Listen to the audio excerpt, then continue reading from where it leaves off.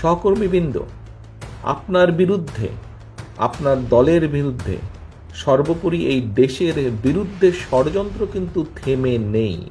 দুষ্ট লোকদের দুষ্টামি কিন্তু থেমে নেই। সেটি বাইরেই হোক, আমাদের বাইরেই হোক, সেটি আমাদের দলের ভেতরেই হোক, সেটি আমাদের দেশের ভেতরেই হোক, সেটি আমাদের দেশের বাইরেই হোক। কারণ এই দেশের অর্থ সম্পদ, এই দেশের প্রাকৃতিক সম্পদ অনেকে লোক দৃষ্টিতে তাকিয়ে থাকে।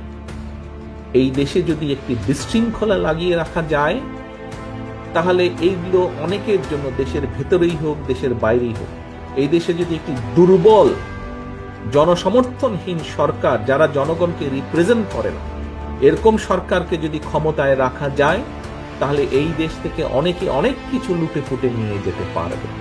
বাট এই দেশে যদি জনগণের সমর্থিত, যারা জনগণের কথা বলবে, জনগণের কথা চিন্তা করবে, যারা দেশের কথা বলবে, দেশের কথা চিন্তা করবে, এরকম কেউ যদি দেশ পরিচালনার দায়িত্বে থাকে, তখন দেশের স্বার্থ, জনগণের স্বার্থ নিরাপদ থাকবে।